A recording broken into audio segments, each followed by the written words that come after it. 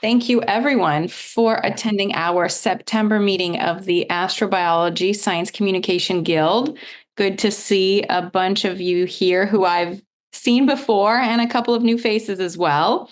Today's meeting is focusing, oh, wow, more admissions coming in. Cool, that's great. Today's meeting is focusing on the NASA Solar System Ambassadors Program. And we just before this meeting started, we were talking about how this group has already probably heard about the SSA. This has been around for quite a while. I'm going to read from the abstract that our speaker sent me. This program has been around for, since 27 years ago. Our teacher from New Hampshire attending a NASA educator workshop made a suggestion that would touch the lives of countless individuals. From that humbly beginning, the Galileo Ambassador Program was formed and evolved into what we know of today as the Solar System Ambassador Program. Today, the SSAP has more than 1,200 volunteers. Today's talk will cover basically how the Guild can collaborate to achieve their outreach goals with the SSA in two different ways. One is by becoming a member of the SSA and offering your outreach ideas through some community events, some number of community events that you can do as an SSA participant. And applications are open until the end of September for the SSA program. And a second opportunity is to be basically a SME, a subject matter expert for the SSA program. So Kay Ferrari, the program's coordinator, is our guest today, and she will be talking more about this with you. And before I hand over the mic to Kay, I wanted to make one quick announcement. I'm going to repost this for those who joined a bit later. I just posted in the chat a link to our new and improved Guild website. So please check that out if you have not already. It has been revamped. Some content has been added, some feature articles about us at the Astrobiology Science Conference. Just additional links. Of course, all of our recordings are on that website as usual. So if you've missed any of our monthly meetings, you're able to watch them all through that website. What else? Is there anything else cool that I'm forgetting to mention about the website? Some needs assessments for those who are new members who have recently become a member. Please fill out the member needs assessment as well as the member roster down there towards the bottom called in the member survey section of the website. And one other thing before I hand it over to Kay, it occurred to me that several of you might actually be new and not actually be familiar with the Guild. So let me just give a very quick overview for those who are joining us for the first time. The Astrobiology Science Communication Guild is an initiative of the Astrobiology program. So we are considered an initiative that's based in the Astrobiology program. We have about 160 members, both in the US and internationally. About half of our membership is early career members, so that's excellent. We try to support everyone in our astrobiology community, and particularly with an emphasis on early career members in their evolution as science communicators, in their science, in their outreach, in their career. And we try to meet monthly. So some of you have already been part of our meetings before. If not, welcome. This is our September meeting. And we try to feature NASA and external partners and try to provide you with opportunities and professional development on opportunities to improve your science communication skills. And so today, again, we're talking to Kay Ferrari, the coordinator of the Solar System Ambassadors Program. So, okay, with that, Kay, I think I've said enough introductions. Any questions before I pass it over to you, or? And I'd like to say hello to Margaret Race, who just joined. And if you don't know Svetlana, Margaret has been a solar system ambassador for years. An excellent solar system ambassador. So I'm going to tell our story, and then I'd like to have a discussion about how solar system ambassadors and the Guild can work together. I was supporting astrobiology outreach for a while in my career here, From 2007 to 2014, I was working with the group from Wisconsin and had a wonderful time, got quite a few speakers from astrobiology to give trainings to our volunteers at that time. And now we'd like to encourage more collaboration along those lines. So I'm going to start here with our lead slide. And this is Dr. Cyan Proctor, who has been a solar system ambassador for some time. And she's also the first solar system ambassador to go into space. She was with the Inspiration 4 team that SpaceX sent to space a few years ago. And when she went to space, she took all of her solar system ambassador badges. They get a new one each year, and her patch, which has the SSA identifier on it. She took those into space with her. So we feel that our team was with her there in space. So why are we solar system ambassadors? Why do people volunteer for NASA? And I think the ambassador who said it best was Sister Clarice Lolich. She used to say, and by the way, she was a Roman Catholic nun. We get people from all walks of life. She used to say, if what I do makes a difference in the life of just one child, then it was worth doing. And that's what I see in a lot of the volunteers that we have in the program. And yes, this is the same girl here, Danielle. I met her in 2005 at a Space Day event.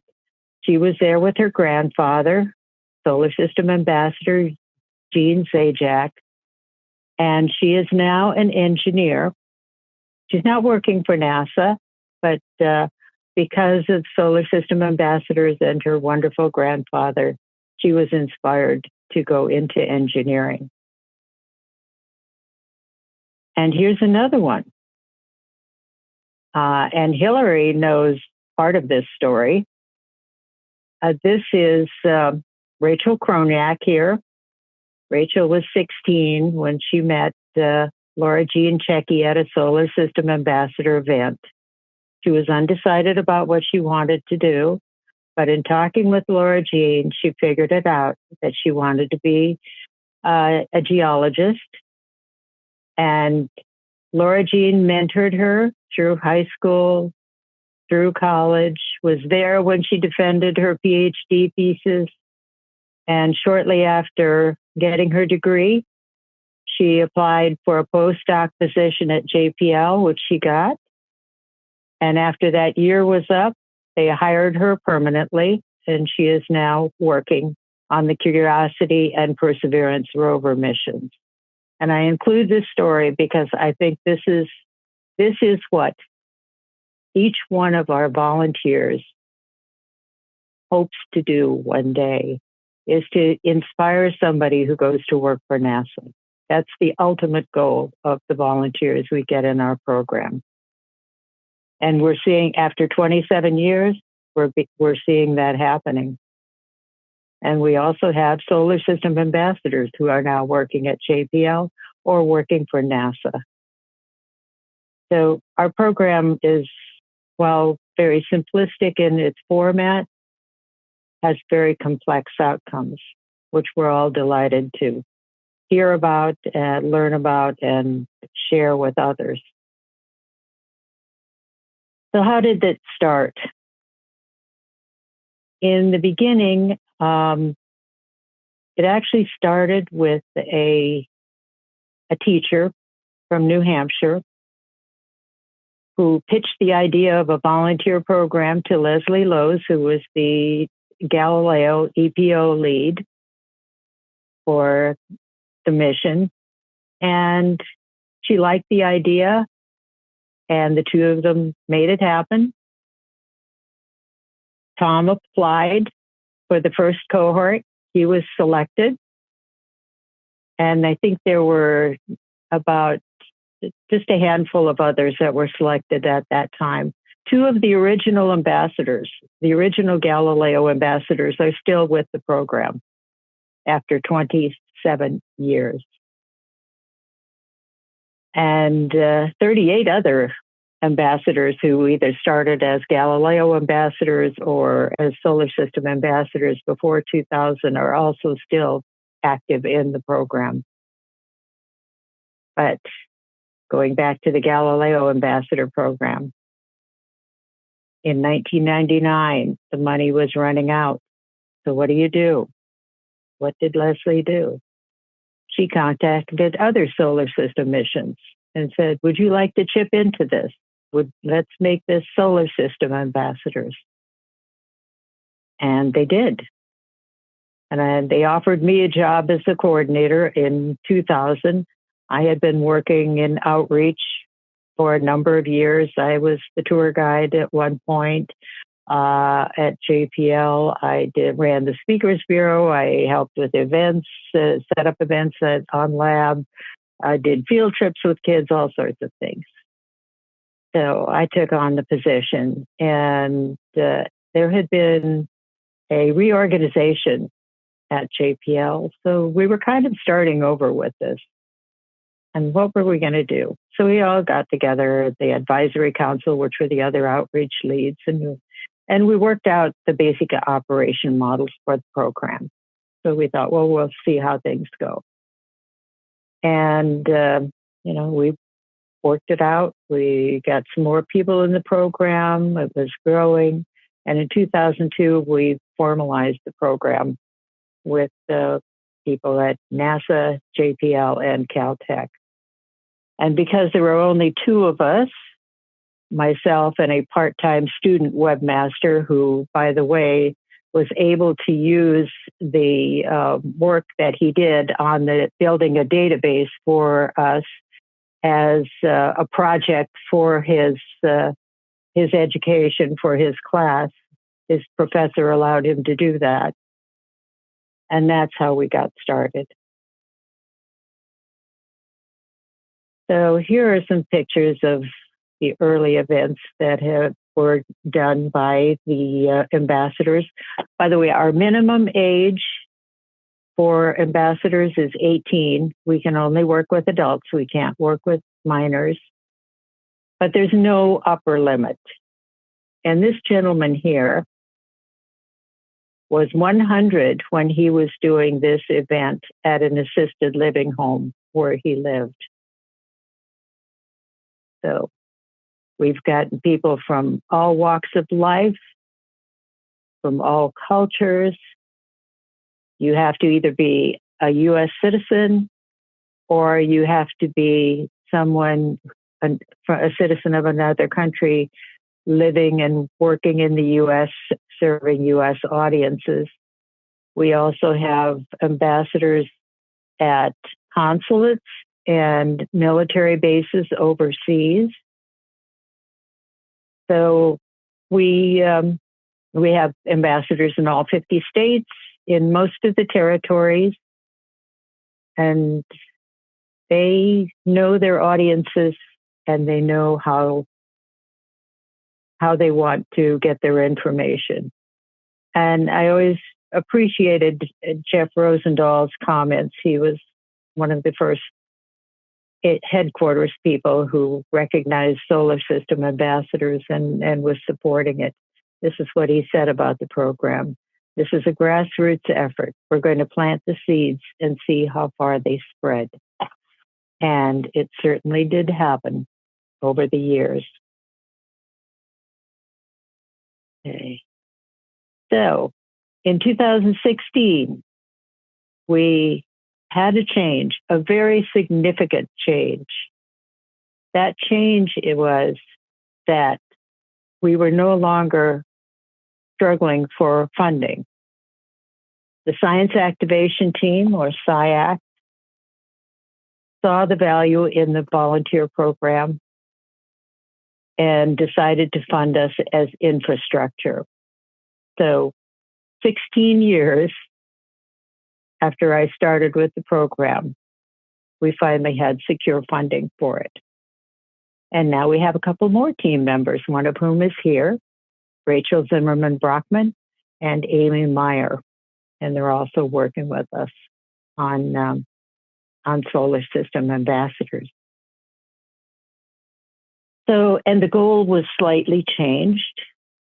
The goal for solar system ambassadors is to broaden the agency's reach, to get into communities that aren't familiar with NASA, to share the message with people who think that when the shuttle program ended, NASA stopped. We want us to get out and refresh those people as to what NASA is and what it does, and especially what it does for them. So more opportunities opened up to us for collaboration with SciAC, and we're now in the last minute scrambling to get our collaboration all worked up and finished so that we can report on it at our annual meeting in November. And we got a new identifier, one that is a little more, how do I say, it feels more like the program than the other one with all the flags and everything. This is very inspiring to a lot of our volunteers. Our goal of having 1,000 volunteers was achieved in 2018. We now have 1,200, and we probably will have 1,300 in January because we're in our application period right now. And so far, we have twice as many applications this year as we did last year. Not all of them are completed, but they can go back into the system now and complete them. The applicants can. So we're now working a new system of applying. We'll see how that works out for us.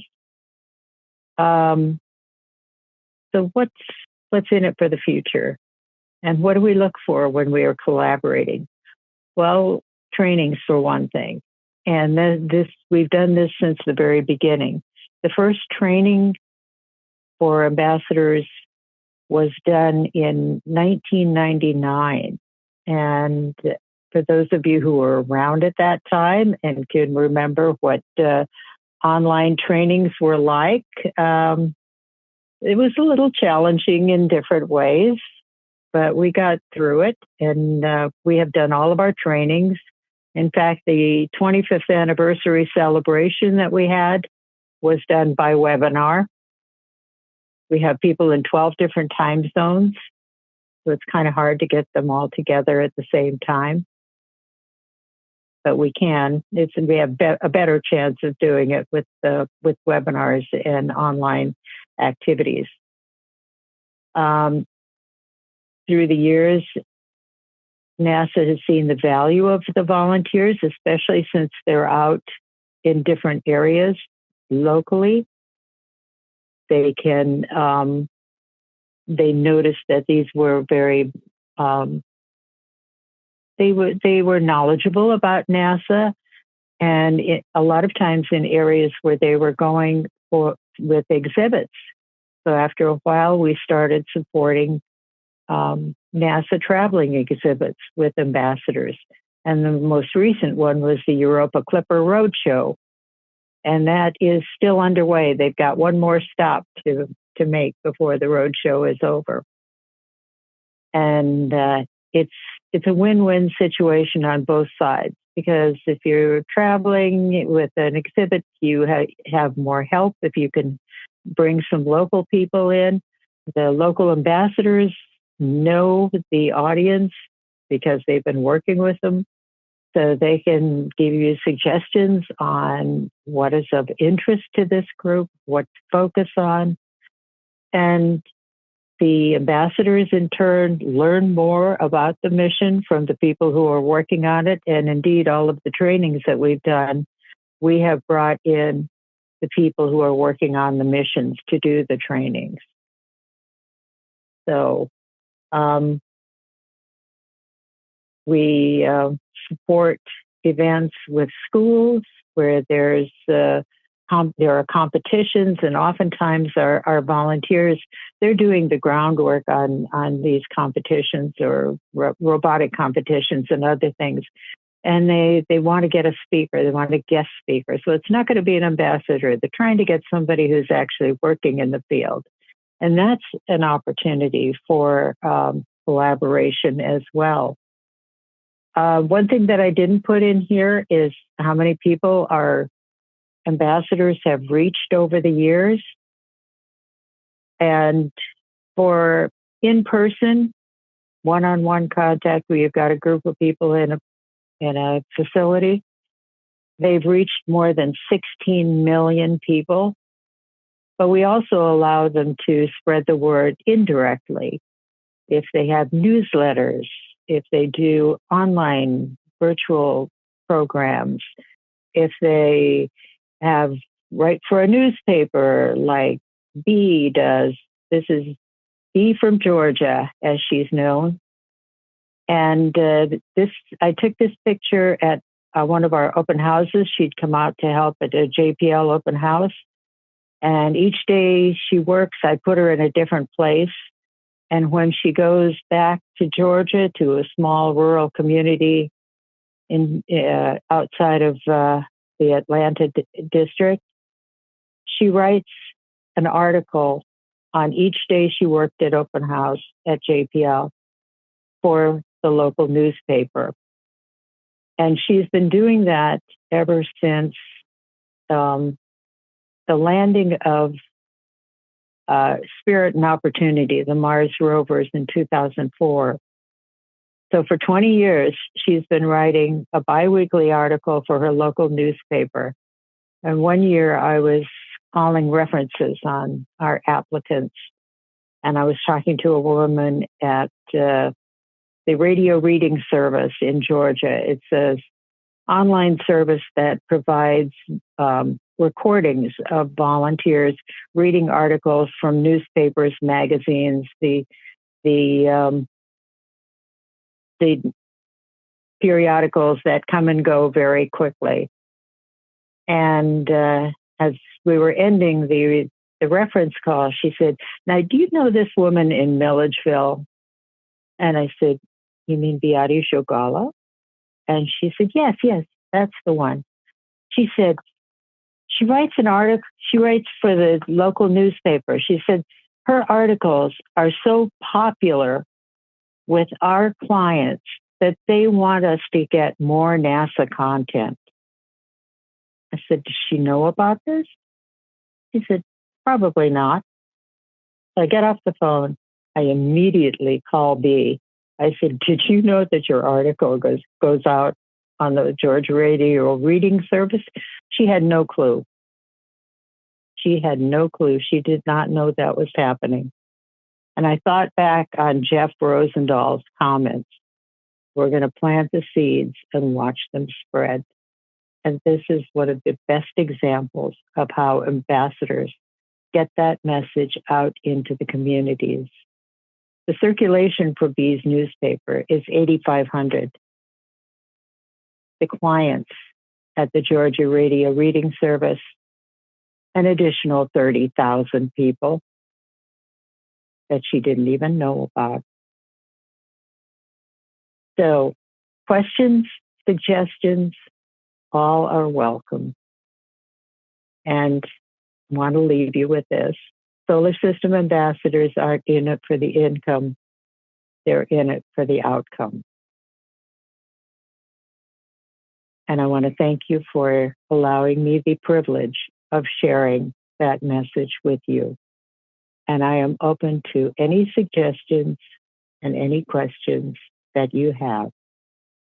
Thank you so much for that presentation, Kay. I was wondering if you could speak to the other opportunity as well. So you've presented a great case for Guild members also applying to the SSA program, right? Because the applications are still going on all month. Right.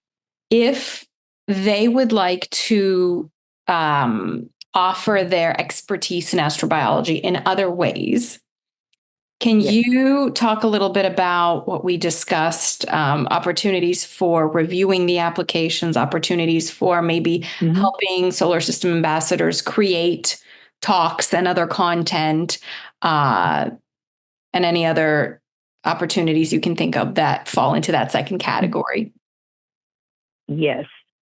We do trainings periodically for our volunteers. We do up to 4 a month. Sometimes it's been a little bit more like right now.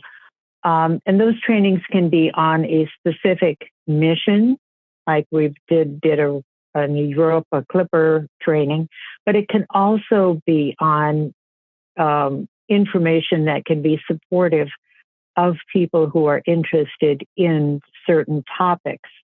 Like we used to do when I was involved with astrobiology, we used to do more of the basic types of astrobiology information to better acquaint our volunteers with what astrobiology was, what it did, what's all involved in it.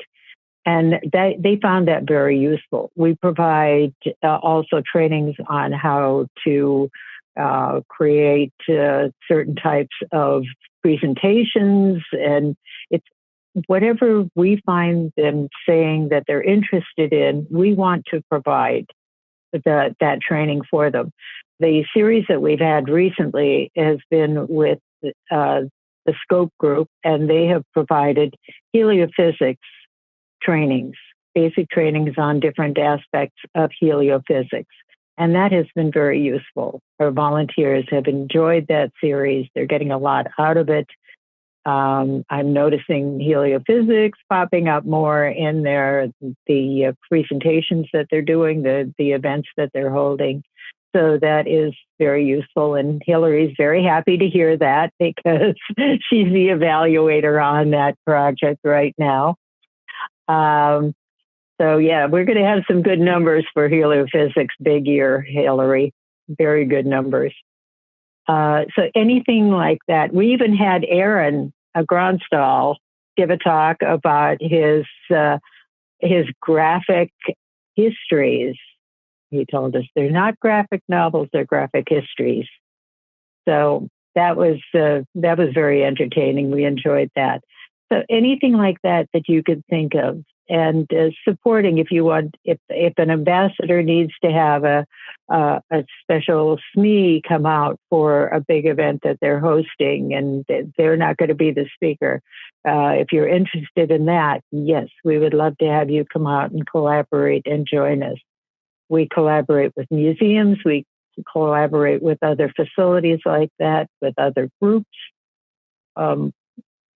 Whatever works for the audience, the community, the people involved, it works for us.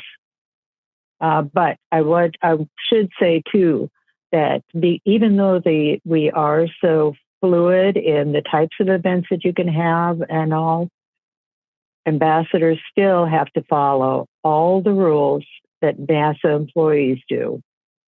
We have mandatory trainings that they have to go through. They get orientation, how to work, how to proceed with the program. They get ethics. They get media training. They get social media training. They get legislative training, how to invite an elected official to your event, when to invite an elected official to your event, and they get safety training. So we provide them with those basics as well.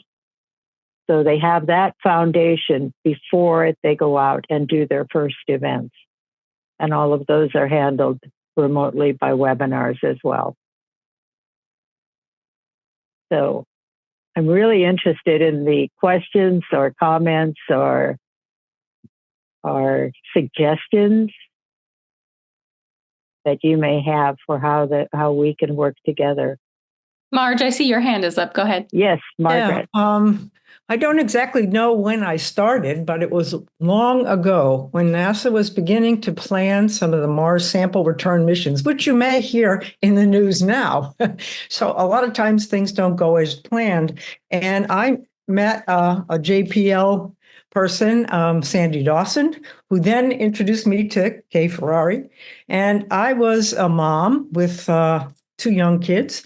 And I was interested in, had also been a AAAS, so Science Magazine media fellow in a PBS news station, TV station in San Francisco. So I was very interested in how the public saw this science.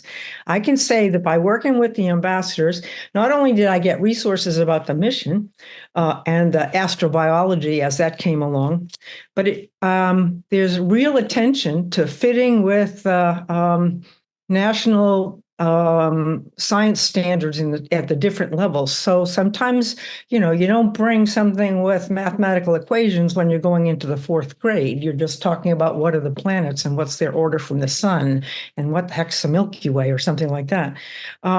Sometimes the opportunity comes up where you're talking about it in the news. So there may be a controversy. Why are you going to bring that stuff back here? What if you find life on another planet and you bring it back? Now you got biosafety concerns and building of biocontainment labs. And is that enough? And what's the environmental impact?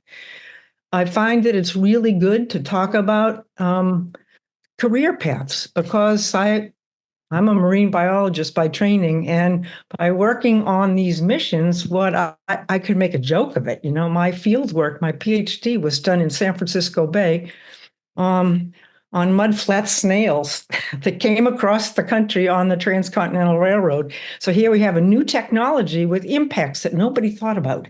And so you can look at the career paths that come up here. When students have term papers, you can be helping them find the right mentor or somebody to work with. And I have done that so many times. And I don't care if their course is one in fashion. Do you know that NASA has worked with the Fashion Institute of America, designing spacesuits? A woman's spacesuit is different than a man's spacesuit. So you can talk about that, or food. You want to eat trail mix for 2 years when you go to Mars? I think I want something else. And you're going to get the ice, and that's going to be your water source. What's in the ices? You're going to just drink that? What if you run out? And so the other thing, too, is that all of these and special groups, I know Daniela Scalise, I don't see her on, but she's a ambassador as well. And she works a lot with indigenous peoples. They're not happy sometimes when NASA goes to the moon and lands things up there. Wants to go back and look at diaper bags. Did you know that Pampers diapers came from the early Apollo missions because they needed someplace they didn't have sewage treatment plants up there? And so the whole history of things like diapers, paper diapers, came through NASA and the scientists and others that went to the moon. So to me, this is really what science is all about. Anybody can be a part of it. There are resources that are available.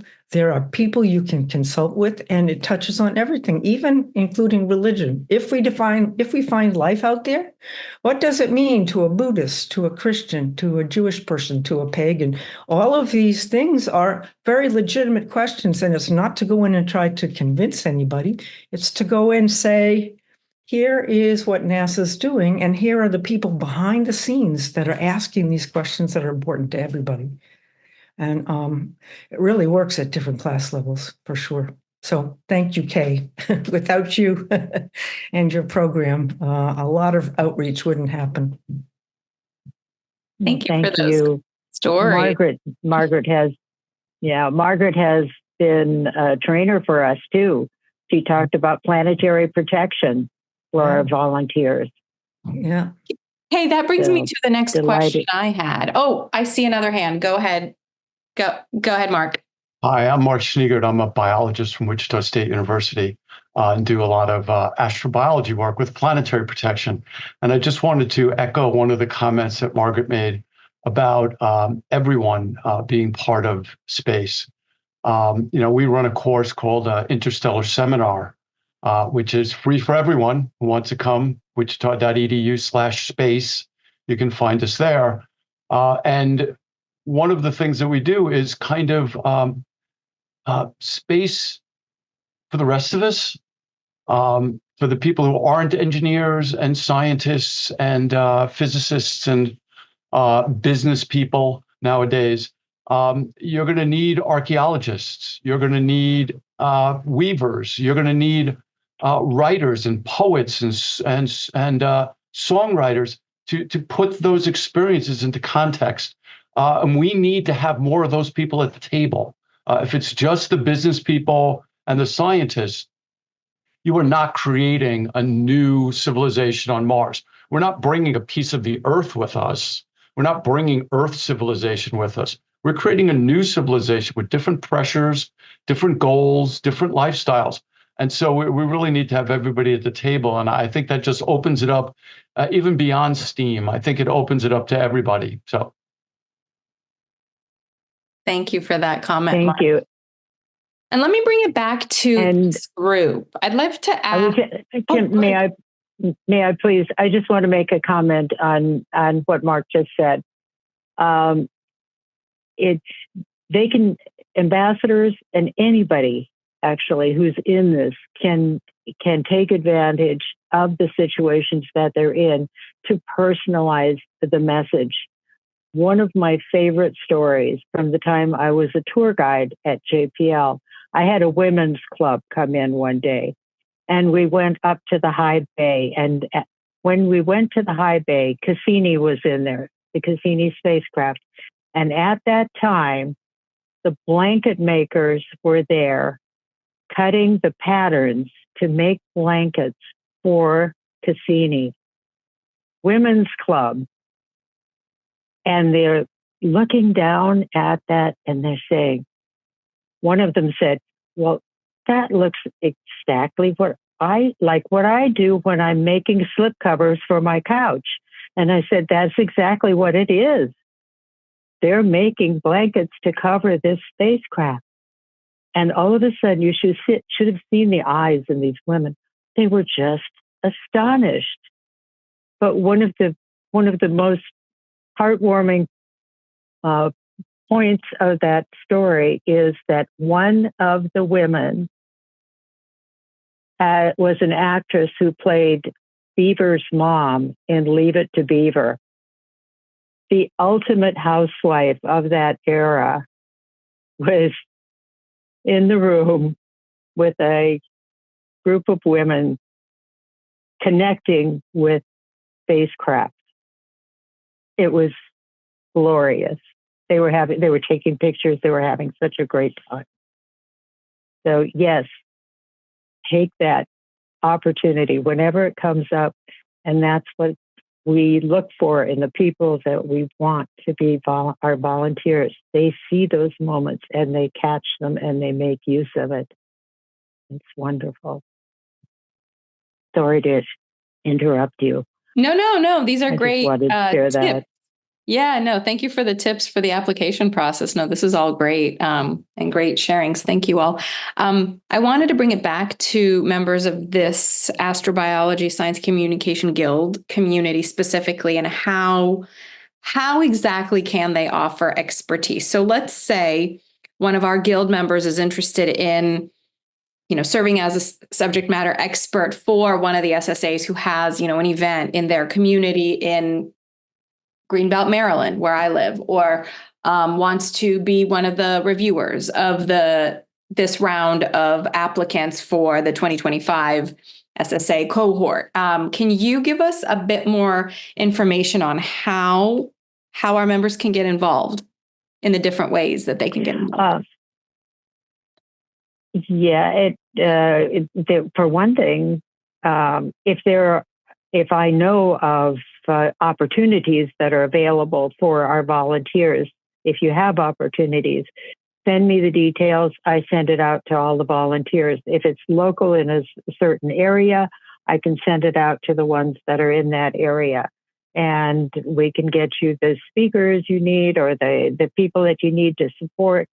Or if you just want to let us know that you've got these, that you're interested in supporting something like that, we can keep that in mind. And if we hear of anything, then we can connect the people together. There's so many ways that we do this, whatever way seems to pop up, and we meet the need when it arises. Yes, Margaret. Oh, you're muted. You need.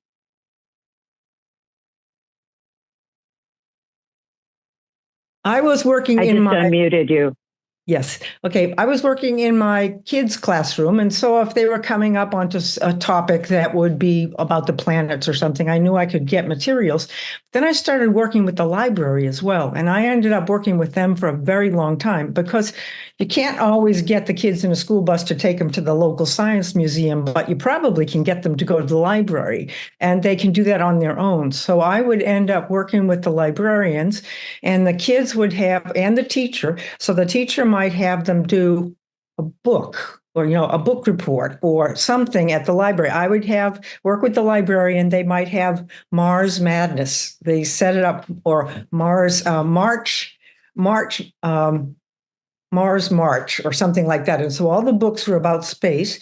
The fifth grade teacher would give the talks, and I would come in and give slides and stuff. Then the kids would have to go and do something at the library, but the librarians would already have pulled together some books about space. So the kids could get out books. And so it really became a nice thing where a family would take a field trip to the school to do an assignment with a kid, to get a book, and the books were all the appropriate grade level and met the standards. And so it was using the libraries and resources without having the kids go far off, or having some of the more privileged kids be able to do it and others not be able to do it because it was right at the library. So, use your creative thoughts about how do you link into your community. Mm-hmm. And even sports, you could even do something with sports. What would be the sport you'd play on the moon or on Mars? And so when everybody talks about these ideas of going and living on Mars, hello, the biologist in me says it's a carbon dioxide atmosphere. It's great for trees.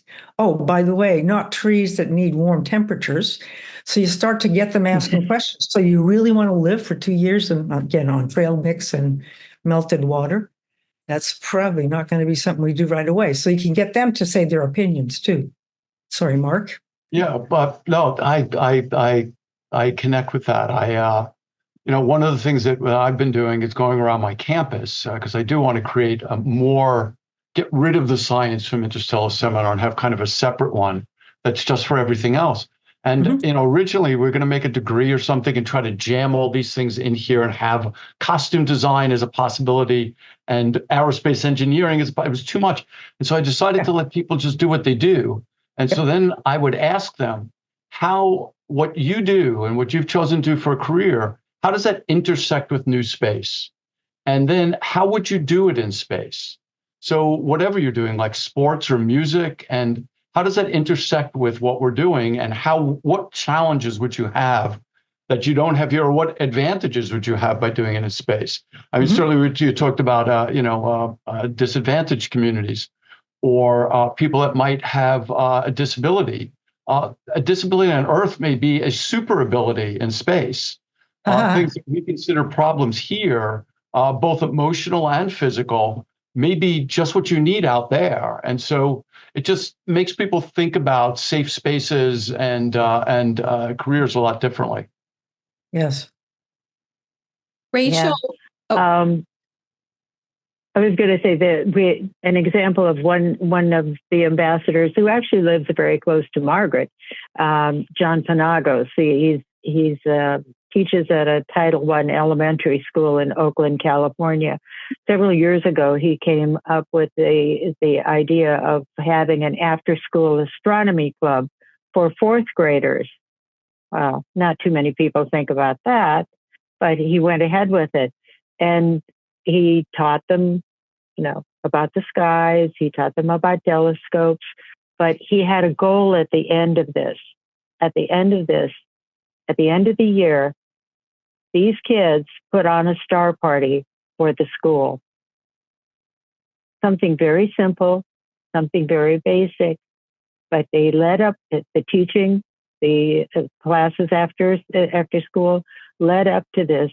So the kids put on the star party. And that was so impressive over the years that he did this with more than one group. And he is now teaching astronomy at a Title I school in Oakland, California, elementary school. Yep. And that was his very uncomplicated idea of how to introduce kids to astronomy. And it worked. So this is a brilliance that I see in the volunteers that we have in the program. They are brilliant people.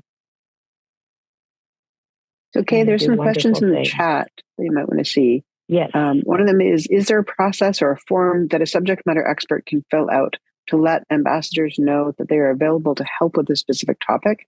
Or could we send out an announcement with a certain subject matter expert when they're available to help an ambassador with a community event? Yes, definitely. I will, if there is, if we hear of a need to have a SME at a solar system ambassador event, I will send the word out to the outlets that I am aware of. So with the Guild, if it is something that could be astrobiology related, I definitely will send it here. I'll send it to Svetlana, and Svetlana can send it out. We don't necessarily have places where we can post these things or a form, but that is a very good idea that Actually, I think we're going to take into consideration. We do have a forum for this kind of thing. Only half of the ambassadors are on it, but we have an internal Facebook page that is just for the ambassadors, and we could certainly let them know, like the half that are on Facebook, they use that all the time, and they're often posting about events that they're holding or things of interest in the news that are NASA related and things like that. That would be a fantastic place to let them know about opportunities to partner with astrobiology subject matter experts for their events. Yeah. That'd be great. Yeah, because both of my questions are sort of targeted towards more specifically, how do we plug our SMEs in with the solar system ambassadors to help them? Because I actually don't know. And in fact, I have a poll to find out how many of you are interested in taking one or the other opportunity, either applying to become an ambassador or being a SME for the ambassadors. And I'm going to have to launch that poll as soon as this recording stops, because I'm not seeing how to launch it on my screen. Unless, Hillary, if I make you a co-host, are you able to do that perhaps? I'll try. But I'm just trying to get a sense of how many of you are actually, how many of you would be interested in becoming either one or the other? And let me. I don't see it. I don't see it either. Oh, that's bizarre. Yeah. Okay, let me see if I can become the host and then try it that way. Yeah, it looks like you're the host now. Okay, did you want to talk any more about what the requirements of being a subject of being a solar system ambassador are, like 4 events a year and the trainings at the beginning of the year and things like that? Right. If you want to become a solar system ambassador, you have to submit an application. We do ask you a few questions, and then we ask you for 4 events, and to propose 4 events. And the 4 events are usually the most confusing thing in the application, because the applicants don't know what we're looking for. And they want to give us what we're looking for. But what we are looking for is, how well do you know your audience? How well do you have an audience picked out? How well do you know the audience? What's the audience interested in? What type of program are you going to do? How are you going to relay this information? So whatever is proposed doesn't have to necessarily be carried out. We want to see what you would do if you were selected. We want to know that you have an audience in mind. We want to know that you know how to communicate with this audience. And most people tend to start at the reverse end.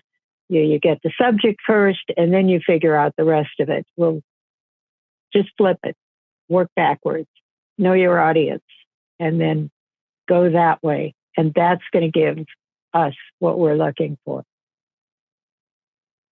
Yes, Margaret. Yeah, I was going to say what I've done too is rather than try to go and build all these audiences and stuff, I said, who has audiences already?